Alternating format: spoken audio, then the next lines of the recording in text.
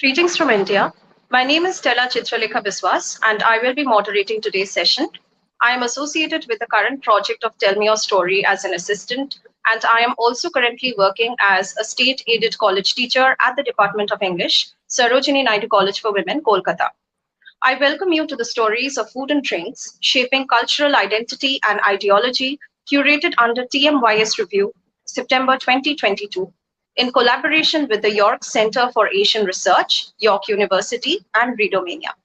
We are also calling for the submission of essays, poems, and short stories under the project. To know more about the submission guidelines and the project architecture, please visit www.tellmeyourstory.biz. This evening, I consider myself very privileged to be in the company of our esteemed panelists, Professor Patrick J. Olivelle, Ms. Dima L. Janoudi, and Ms. Bisma Timirzi, who will shortly share their views and insights with us. The topic for today's discussion is religious history of food consumption under the sub-theme dietary laws within religious groups and practices of abstinence. All of the panelists are experts in their area with many years of professional experience.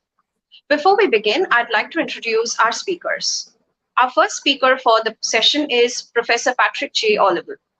Professor Olivelle is Professor Emeritus at the University of Texas at Austin and a past president of the American Oriental Society. He was awarded the Honorary Doctorate of Human Letters by the University of Chicago in 2016. His recent publications include A Dharma Reader, Classical Indian Law, Kautilya's Arthashastra, Life of the Buddha, Buddha Charit by Ashwa Ghosh, Manu's Code of Law, etc. We are extremely honored to have you with us today, sir. Thank you for joining the panel. Our second speaker for the session is Ms. Dima El Janoudi.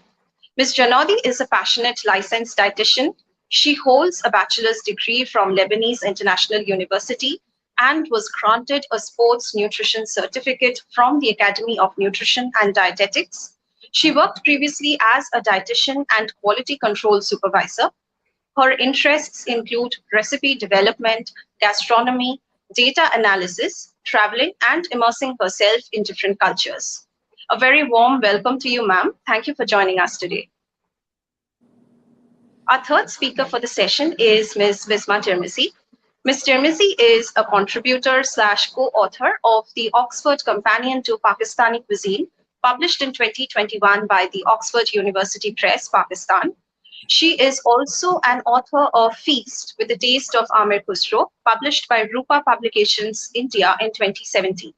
She is a freelance writer for Dawn, Herald Tribune, The News, and BuzzFeed, having written over 500 articles on politics, social and cultural influences and issues, religion, current events, women's issues, and women's rights. We are delighted to have you amongst us, ma'am. Thank you for joining this discussion. Thank you for having me. We now open the forum for discussion. I would request Professor Olivelle to share his insights on the topic. Sir, over to you now. Thank you very much. Can you hear me now? Yes, sir, absolutely. Okay, thanks. So we are talking about food today. I'm the odd man out here because I don't know how to cook. We have two wonderful cooks, I think, here represented on the panel. Food is such a broad topic that I have little to say about many aspects of it. When we eat, however, we, like all animals, are of course following a biological imperative of nutrition. But humans do and say something much more when we eat. We say something much more in what we eat and do not eat, when we eat and when we do not eat, how we obtain food, and the like. So it is this something more that scholars working on food always wanted to explore. So this added dimension of human food that I have been working on for the last 20 years or so. My first entry into food research started with my interest in Indian asceticism. Indian ascetics have an interesting relationship to food. The classification in ancient Indian texts of ascetics are based principally on their involvement with food, what they eat, how much they eat, how much and how little they're allowed to store, etc. So what I have said with regard to asceticism in India is ascetics advance in their ascetic life as their, what I have called, food effort diminishes. So less you worry about food, less you make an effort with regard to food, the better your asceticism is.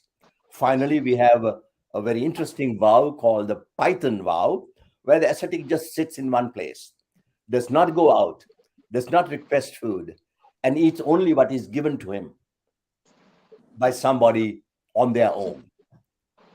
And lastly, we have ascetics such as Jain monks who can even give up that final little food effort of taking food in the mouth and eating, which means they are fasting. However, my interest in food changed a little bit as I worked on it, especially with regard to not the ascetic, but the normal societal involvement with food and food prescriptions. The Indian law codes, which are mostly Brahminical, have very, very minute dietary restrictions regarding what you can eat and what you cannot eat. This is especially with regard to animals, what sort of meat of which animals one can eat. And I think there is broad agreement among scholars that animal categories and food prescriptions have deeper meanings in relationship to society's construction of cosmic and a social world. So this is the sort of broad area that I have been trying to explore beyond the ascetic side. For example, and let me say one other thing here, that these texts that I'm working with, the food restrictions that I'm working with, come from a particular group of texts, which are called Dharma Shastras, which have been written by Brahmins, and for the most part, for Brahmins. So we are talking about a small subset of India. What is said in the Dharma Shastras cannot be extrapolated to say that this is how Indians lived or this is what Indians ate. So we had to be very careful about where we are going. What the Dharma Shastric prescriptions do is to construct a world for the Brahminical community, which throughout Indian history has been a small minority of the Indian population. So we ask, for example, why are horses and donkeys forbidden to be eaten, while goats and sheep are permitted? And then we have interesting, more broadly general classificatory systems where single-hoofed animals are forbidden, while double-hoofed animals are permitted. Animals with one set of incisor teeth, such as cows and goats, are permitted.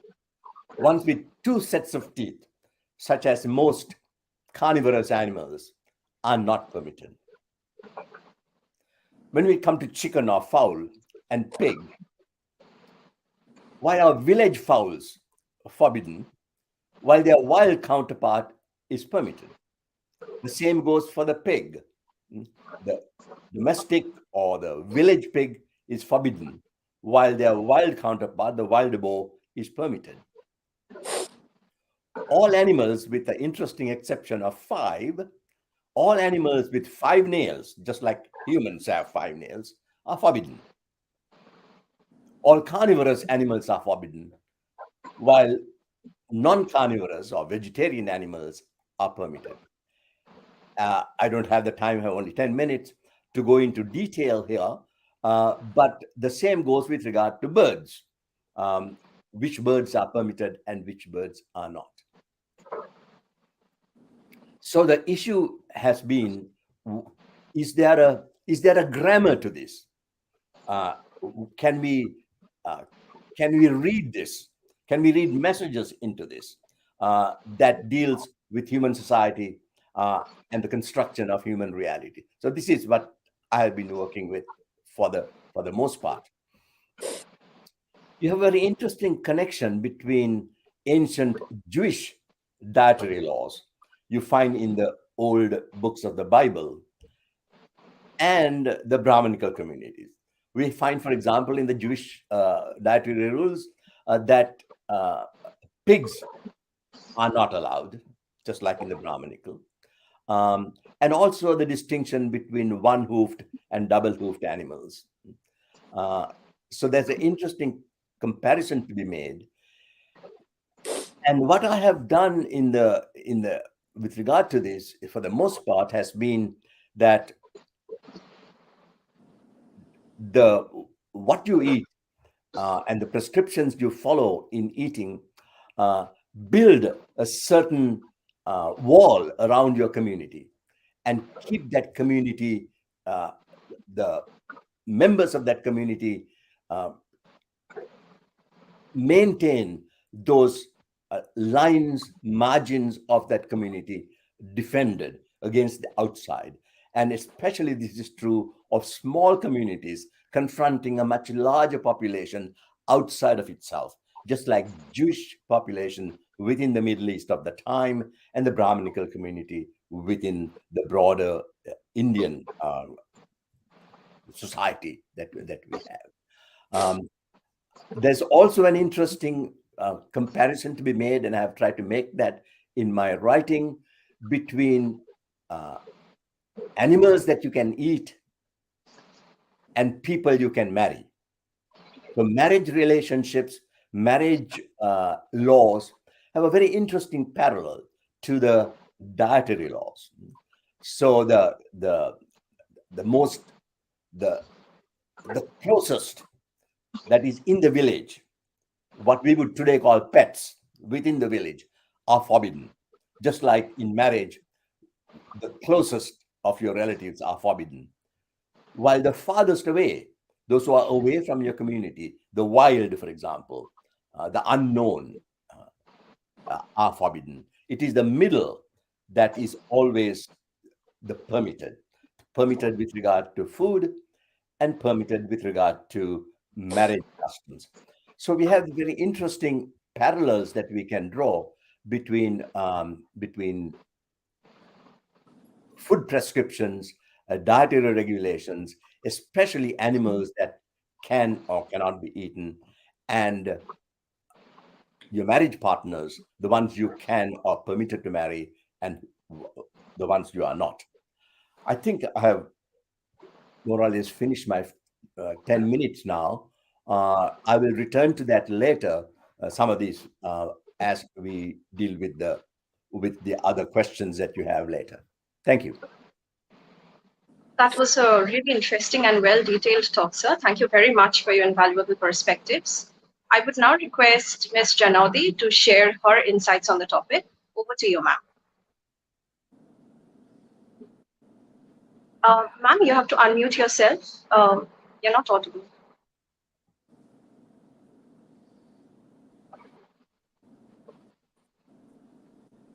Sorry to interrupt you, ma'am, but you're not audible yet.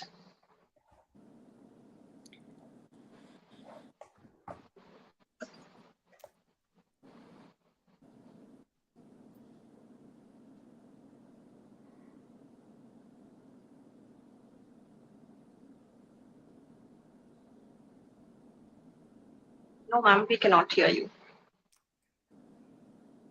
There's a mute button at the bottom to the left. Yeah, you have to allow your mic to work.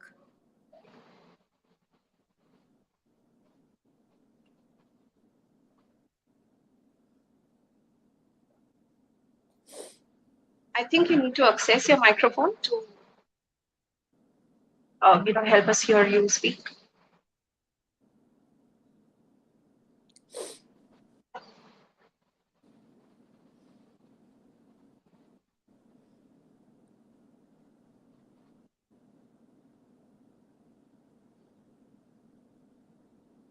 We apologize for the inconvenience. We'll just wait for a couple of minutes for her to get back.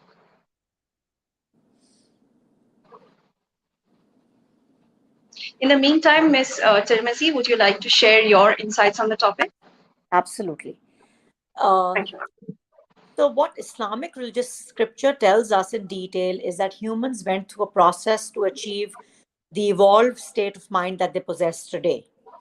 They initially, in the first stages of human creation, possessed an animal-like disposition until they were perfected, and finally reached a point in their evolution where we stand today.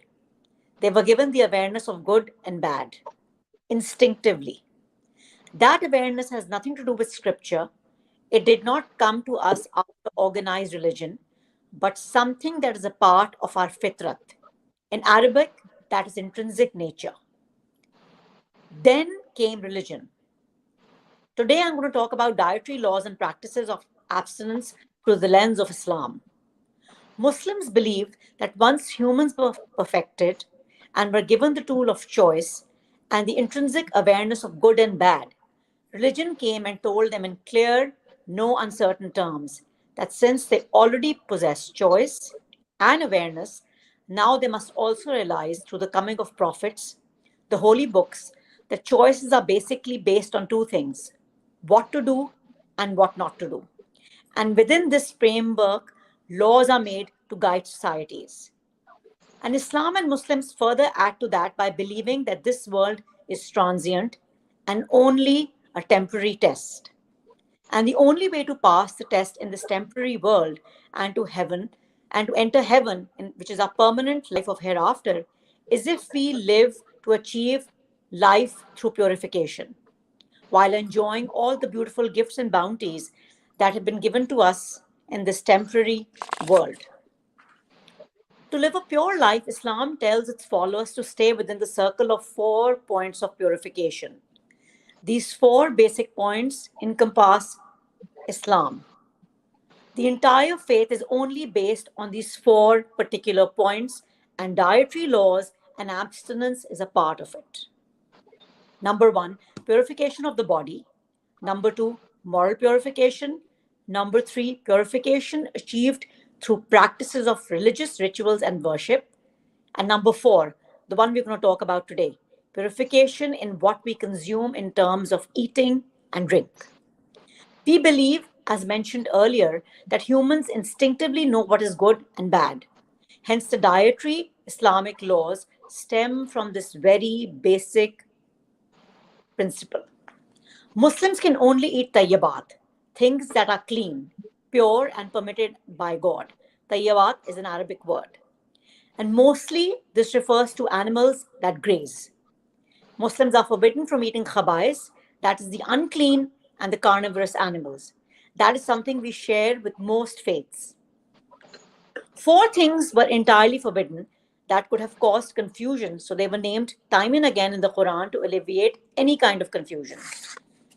Blood was forbidden, anything that is already dead, pig, and anything that is sacrificed in the name of anything that is besides Allah. This brings us to our immediate discussion. How is one to determine what is clean and what is not, staying within the Islamic dietary law? There is one very obvious way: appearance and smell.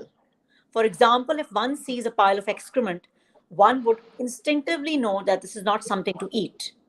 A rotting fruit, a rotting animal. In essence, anything that repels is not something we instinctively want to consume. Then further, there is a division of domestic animals and beasts that also include birds and seafood.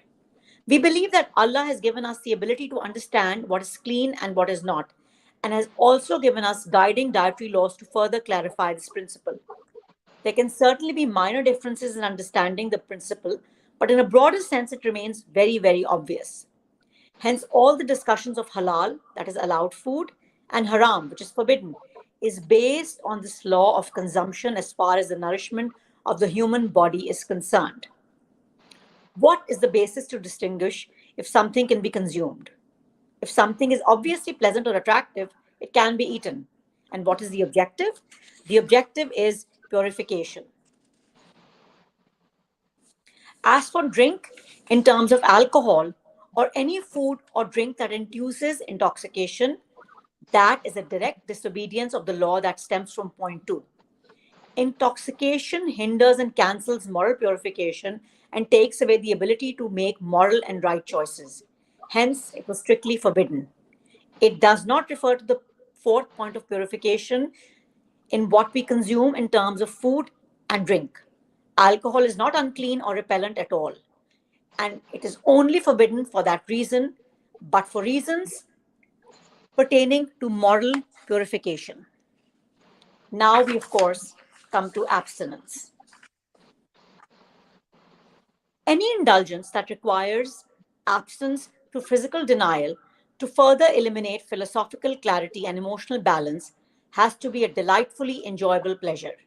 And food happens to maintain an elite status as one such delight.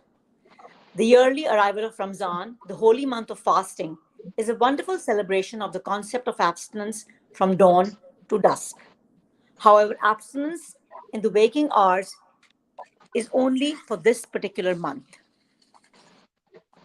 Muslims around the world go into preparation frenzy as households focus on the traditional month long Ramzan schedule. Special foods to be eaten at Sehri before daybreak and as the sun sets at iftar time. Shorter work days, special Taraweeh prayer at mosques, and mostly abstinence from all things delicious, wrong, and pleasurable while the sun is in the sky. The month is considered the holiest in the Muslim calendar, and by the time it departs, it has taught valuable lessons pertaining to life and an improved way of living, gratitude for what we possess, empathy for the hungry, and a temporary dose of restraint in demanding instant gratification. Consequently, these lessons solidify the truth that introspective awareness of the metaphysical stems from a test of physical endurance and mental discipline. In essence, acceptance of physical suffering through abstinence elevates the process of self reflection and contemplation, further initiating a profound understanding of the code of conduct, ethics, values, and the dispassionate realization that the greatest pleasures in life are to be enjoyed within a framework of balance, moderation, and legitimacy. And this awareness is what determines man's status as the most evolved of God's creations. Here is very important to clarify that Muslims are told and commanded that they need to enjoy all foods and drink, since they are all bounties within the dietary law. They are not to abstain from any kind of food or drink during the month of fasting as well, as long as it does not as long as it is not within the Ramzan fasting timing from dawn to dusk. Over to you. That was a very thought-provoking talk, ma'am. Thank you very much for sharing your insights. Absolutely. I will now request Ms. Janoudi to share her observations on the topic. Over to you, ma'am.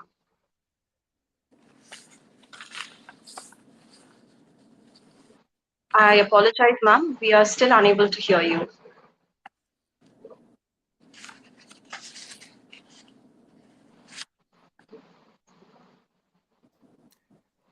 I see that she is muted.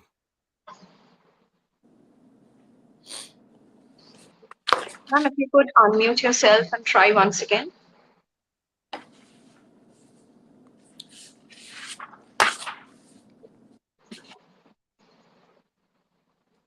Unfortunately, no, ma'am.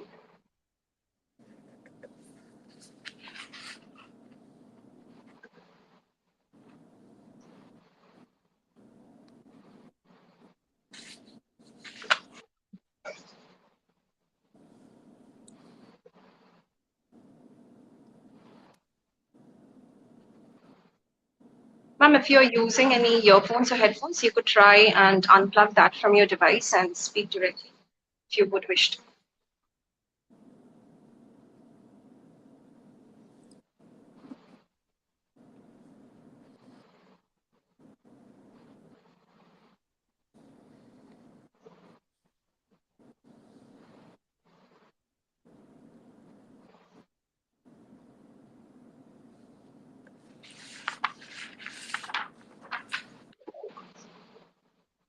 thank you both for your patience and cooperation. But these are certain technical issues that we keep facing. We know it's a little inconvenient, but thank you very much for being patient with us. So until Ms. Janoudi joins us, I think we should move on to the question and answer session. And my first question would be for Professor Patrick Olivelle. You have explored in detail the concepts of abhakshya and abhojya during the course of your research, interrogating the prescriptive and proscriptive registers of such vocabulary employed by the Dharmashastras. How do you see these implications informing the contemporary restrictions on eating certain kinds of food by the traditional Hindu community? Thank you, Dr. Stella. So as I said earlier, the dietary laws I have dealt with and the concept of abhakshya and abhojya deal principally, although probably not exclusively, with Brahmanical food habits. So it does not represent the food habits or food dietary restrictions of all of India, or even of all Hindus for that matter. So this represents only one small area. However, I think the fact that certain things should not be eaten. Abhakshya refers to the fact that a particular food item in and of itself is unfit to be eaten. Right? Either because it is, for example, as Dr. Timirzi said, something that is rotten, that in itself it cannot be. Or because there are food restrictions. For example, you are not allowed to eat a dog because it has 5 nails in a paw. And that is an abhakshya. And there are, even today in India, many items that different communities of India do not eat. Of course, there's a whole host of animals that are excluded from the diet. But even if you go to the vegetarian kingdom, there are a lot of people who would not eat garlic, for example, or onions. If you are a Jain, you will not eat certain things. If you are a Hindu, you may eat certain things, but not during the Chaturmas. So there are so many restrictions that are coming there, and that is an abhakshya. And I think that kind of a tradition continues. Abhojya, on the other hand, refers to food items that can normally be eaten. Let's say like rice. Rice can be eaten by everybody. But there is something that happens between the preparation and the eating that makes that particular rice, that particular dish of rice, not fit to be eaten. Such as if an insect falls into it, or a dog licks it. And in the caste connection, if an untouchable person, of a person who is of the lowest caste, touches it, or even sometimes looks at it, that particular thing becomes inedible. So there are, or if it is in a traditional Indian society, not so much today, if a menstruating woman touches it, who's supposed not to. So there are, all those things come with regard to the abhojya. And I think it is the abhojya especially that builds walls around communities. I cannot eat anything that you touch. So there is the distinction between me and ours, we, and you, the outsider. Right. So that's, I think, what happens with regard to the abhojya. What is important with the abhojya abhakshya is that our eating food, just like Ms. Bisma mentioned with regard to the Islamic ideologies of food, humans never eat food merely for the sake of food. it's also making some statement that is larger than the simple nutritional needs of a human being. And that's, I think, what we are all looking at. And that larger statement is not single or singular. It is different at different times, in different places, and with regard to different communities, right? So what is eaten by a Sikh, for example, or a Brahmin, or a Jain, they may be quite different, just like with regard to the Muslim. And that is, I think, the important thing. So eating a pig, for example, is something that is looked down upon by most Middle Eastern religious traditions, including Jewish and the Islamic. Whereas in India, it is somewhat different. One is allowed to eat, as I said, pigs that are not domestic or not in the village. If you go to China, it's completely different. Eating pig is the most common meat in China. So you have the food messages one gives by eating or not eating something would be very different in different communities and at different times in history. What is today, currently, the messages may be very different from what happened 1,000 years ago. Thank you very much for answering that, sir. My next question is for Ms. Timirzi. In your work, Feast with a Taste of Amir Khusro, you talk about the humanizing role food plays through the practices of cooking, sharing, feasting, and even writing on it, binding people across generations. What would you then say about observances of certain dietary restrictions based on religious codes? I feel that it is, as Professor Olivelle says, communities draw a boundary around themselves. And whatever dietary restriction or allowance that a community or a society or religion has, it defines them because of those practices that they follow together. So there is definitely an element uh, of feeling, a camaraderie because somebody shares or does not share the same kind of food. So I'll give you a very small example. When I moved to the US, I was living in Michigan in a small apartment. My husband was training at the time. And I was, after coming back from a long walk, I smelled what smelled like masala and chawal. And I knew that there was, I had not seen any South Asians in that particular building. So I kind of followed my nose. I thought I smelled food coming from a certain apartment. So I knocked on the door. And my family was very appalled later on when I told them that I did that because I could smell biryani coming. It was the smell of biryani. I knocked on the door and it was uh, a wonderful couple who had, I think, they were an older couple who had just migrated from New Delhi.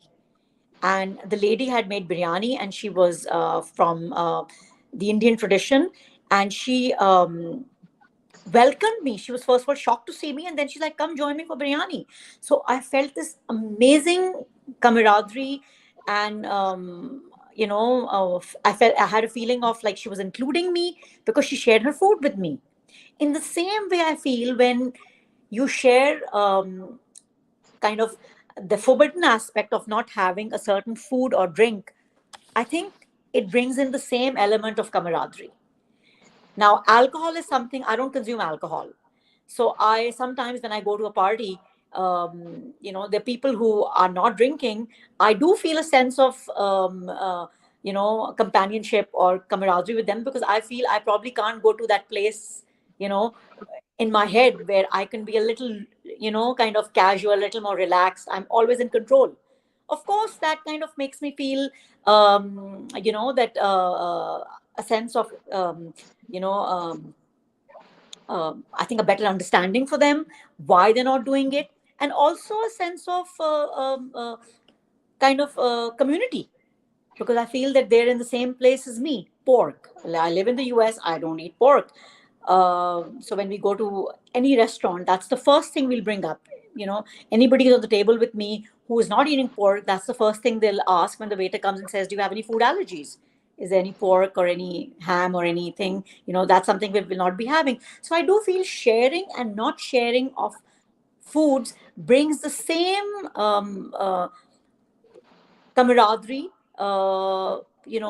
when you feel when you share something with someone or you don't. So I don't think there's any element of uh, any difference in that. I was watching this program recently. I think it was a program either based in Sweden or Norway, where there's a specialty of you know of a sheep's blood, where they drink that. That was such an alien concept for me. And as I was getting ready to write, that's something I wrote about, and then I researched it also. And it was so interesting for me to realize that it's a specialty. People really enjoy it. The way they were talking about it, I felt that it is so interesting to see how humans connect over food. So for me, something which was so alien and kind of kept me out of that culture, when I started writing about that and researching it, I realized there were people who actually love it. It's something which is um, so loved by them. It's something that they enjoy the flavors of it, and they're able to connect over it. So I feel the same way. Whatever you may not have does build a connection between people and societies, and creates a boundary around them. Thank you for answering that, ma'am. My next question is for Professor Olivelle again. Tantric practices are often associated with an indulgence in prescribed food for subverting certain Brahmanic ideas of spiritual enlightenment. What are your comments on that?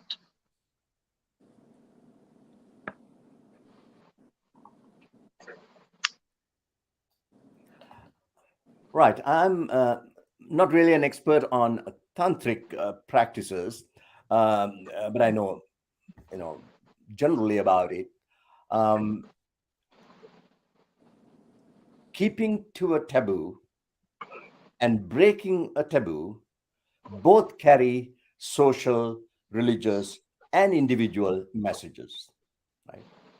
So when you keep to a taboo, such as, let's say, drinking alcohol, uh, you are saying something, just like Ms. Bisma said a minute ago, that you belong to a particular group of people, particular community that has set certain boundaries around itself, where alcohol is forbidden. When a member of that community, for a particular religious reason, within a particular ritual context, it's not like the tantrics are going around drinking on the street. Right? The tantrics don't do that.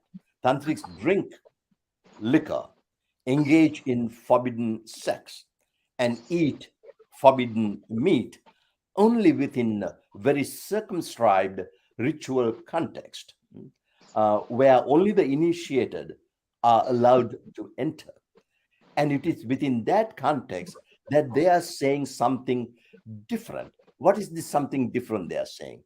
What they are saying to themselves and to each other is that all these food restrictions, all the social structures within which we live are illusory. That they are not the ultimate reality. They are not absolute. So that when you go to the absolute level, these things don't matter. They are nonsensical. And then they express that by breaking the taboo within that ritual context, right?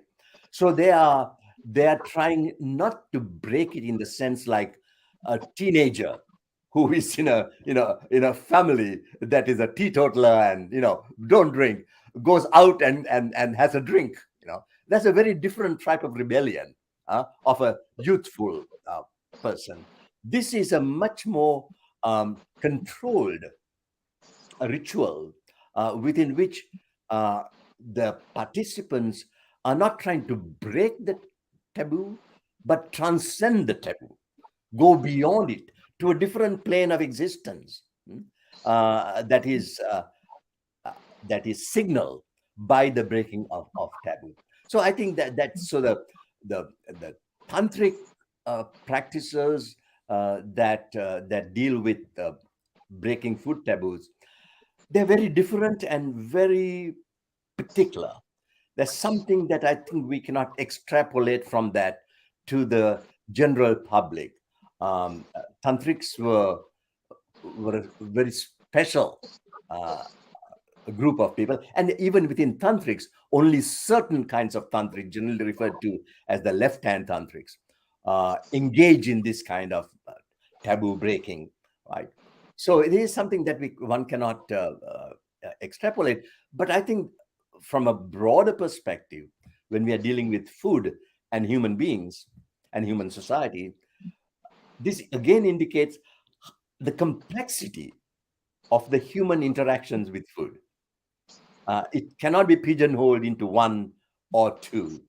They are so very different, and humans can manipulate the symbolism of food in a variety of ways, even contrarian the way we see, I think, in the case of Tantrism.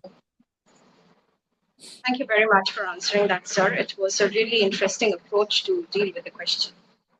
My next question is for Ms. Timirzi. Would you say that biases regarding dietary choices negatively impact the cathartic experiences associated with food? You know, any kind of cleansing that we feel, our spirit, our soul, and our body will experience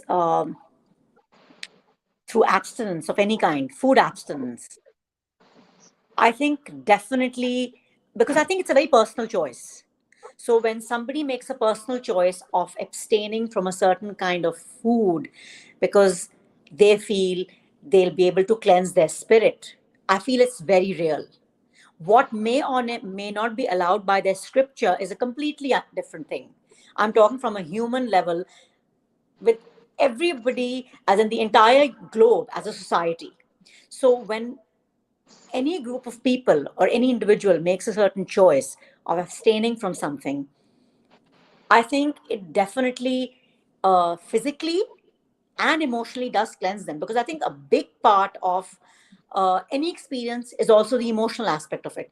Yes, of course, the physical body itself, if somebody is suffering from diabetes and they choose to have a lot of sugar, that is a completely different physical concept that has to do, it may have to do with an illness. But from a normal perspective, if I decide to choose, or anybody decides to abstain from something because they feel it's going to lead to, and through self-reflection, they may be able to come to a higher point of thinking, I think it is definitely something that happens.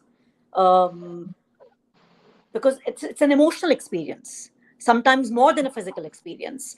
If there's a favorite food, I decide to just quit on that and say, okay, I'm going to try and just not enjoy this for a certain number of days, because I want to see if I can actually go to that place.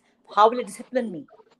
Yes, I feel it helps definitely in the cleansing process of the mind.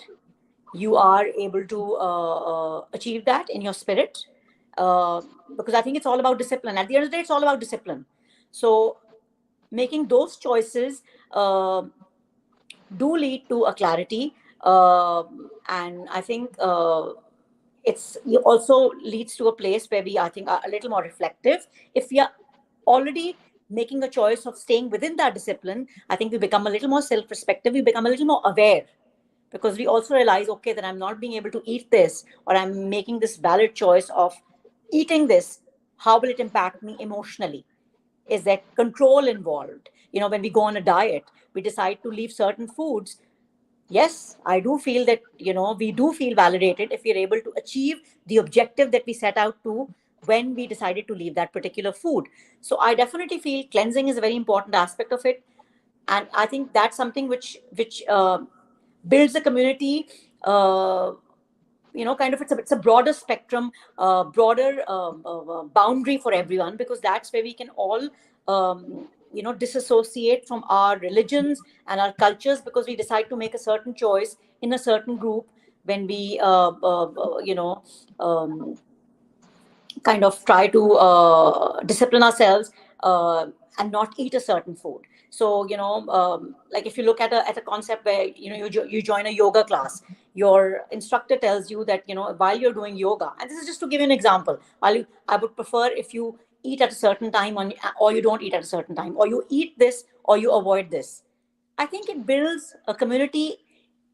In that particular class, people may be coming from different faiths, but they still feel, I think, a bond with each other, because they're focused on validating whatever instruction was given to them by their professor, to follow a certain ritual. So I think definitely it does help in catharsis and brings you up to a place of spirituality. That was such an insightful answer, ma'am. Thank you very much. The last question is open to both of you for discussion. How have the histories, stories, and memories of food practices informed your own diasporic position in the world? So, Professor Olivelle, if you would like to comment on it first. Yeah. The issue is very broad in the sense, just like Bisma said a minute ago, food practices and dietary regulations are created and developed and sustained within a particular community. When an individual is taken out of that community into a different community, there's a disruption. And the level of that disruption is determined by the individual himself or herself, and the kind of connections to the old community that person can maintain after being removed into what you call the diaspora, right? So I came to a Western country in the 1960s when the situation was very different. There weren't that many South Asian people in Western countries. I came to America in 1972 when there was a few more, but not too many. You could find an Indian grocery store in Philadelphia when I first went there, right? But you have to search for it. There were very few Indian restaurants. So in that sense, I think a person, how they navigate a memory instilled, almost hardwired into you, because you grew up for the first 20, 25 years of your life in one way. And then now you are in this new situation. It's very much an individual thing of how you navigate that. But to navigate it is not always easy. Today, you can find large South Asian community. There are more South Asian restaurants and grocery stores in Austin, Texas, where I live now, than at any time before. When I first came in 1991, there were probably 2 grocery stores where you could get Indian food. Now there must be 20 or more. So it's a much easier thing to navigate today for a person coming from India to Austin than it would have been if you had come in 1965, right? So that's the other side. And again, my wife came to Oxford to study in the mid 1960s. She was from a Brahmin family from Bombay, very, very conservative and completely vegetarian, right? She had to give that up very soon because there were no vegetarian food at lunchtime in her lab. Either she has to go hungry or change her lifestyle. So there are choices to be made, and not always easy, but I think so. Yeah, that has, and then food is also. I have talked a lot about food as a social institution, and this was talked about a minute ago. eating is a shared experience, right? We are not like dogs who go and take their food and eat in a corner. We sit together. We invite friends.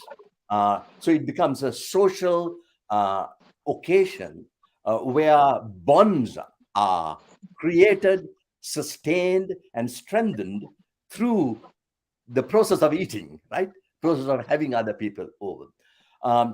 And that is, I think, something that is so significant, a part of human relationship to food. And I think it is something that we carry even when you are in a diaspora, when you have to change your food habits. Now, we eat now, for example, a lot more Italian food and American food than simply, as we first came, Indian food or Sri Lankan food, where I come from, right? Similar food. So yeah, there are cultural, culinary, uh, and taste wise, right? What you taste better, choices to be made, and these are the kind of choices that are not available if you lived in your old community, right? If you're in a diaspora, you are invited by a friend. I was teaching in university, so I have a lot of American friends, right, or German friends, into their houses, and we will be eating German food or American food or Italian food, right? So it's those choices that are available when you are in the diaspora, that you can make the kind of choices are not available if I had lived in Sri Lanka, right? I would have been eating rice and curry every day, right? And not thought anything about it, right? That's part of living. So yeah, it does change when you are in the diaspora, and my children now and my grandchildren are completely different because they have been born and brought up in this country, right? Their children, they speak like Americans. Their accent is American.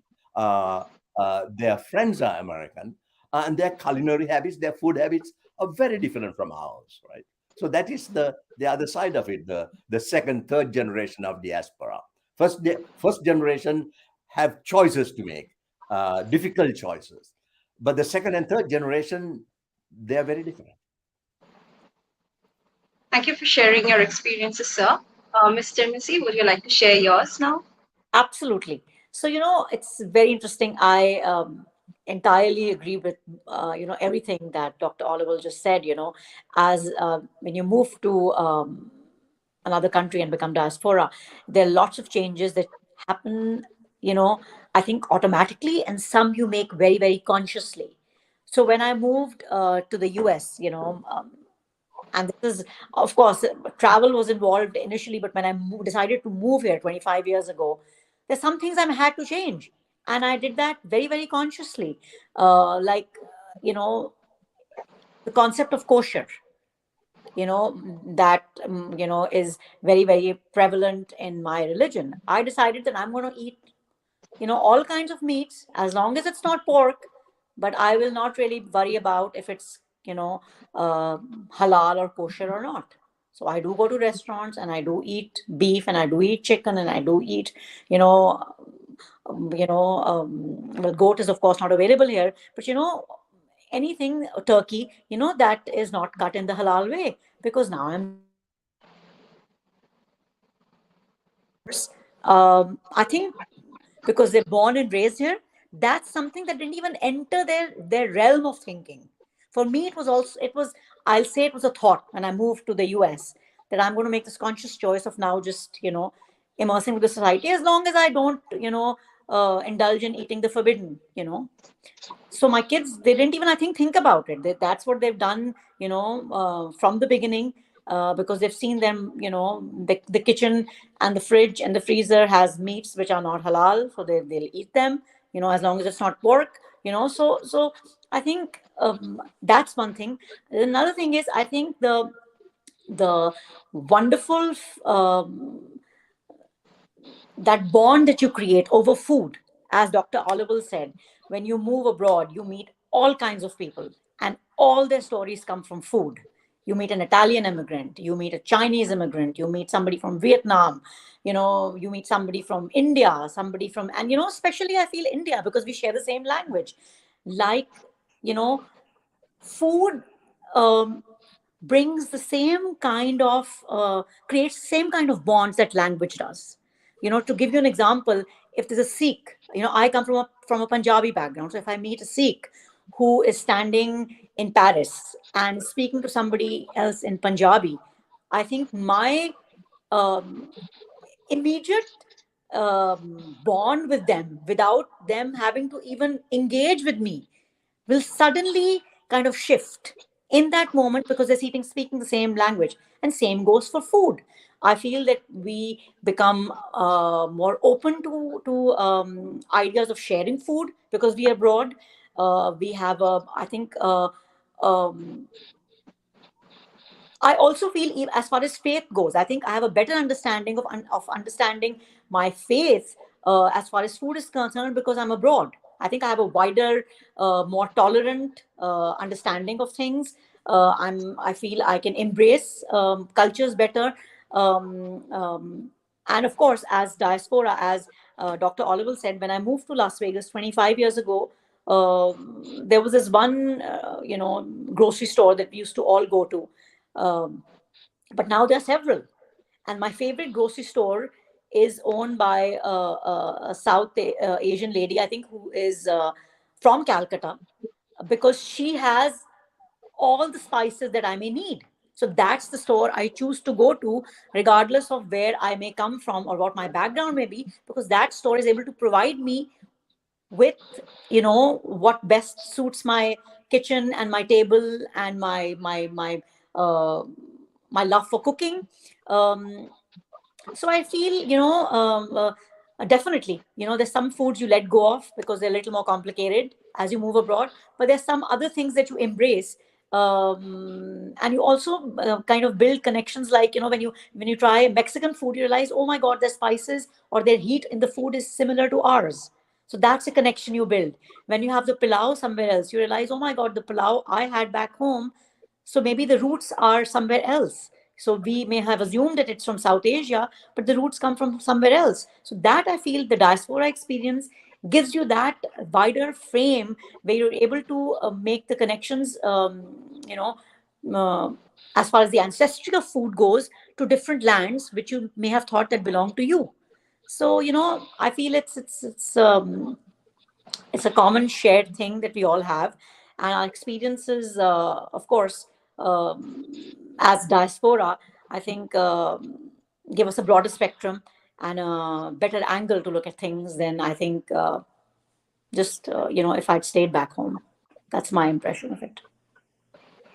Thank you very much for sharing your thoughts, ma'am. With that, we come to an end to tonight's discussion. We regret the fact that Ms. Janoudi has not been able to join us after all for the discussion, and we are sure her participation would have enriched the panel further. I thank each one of you for sharing your knowledge and valuable insights with us.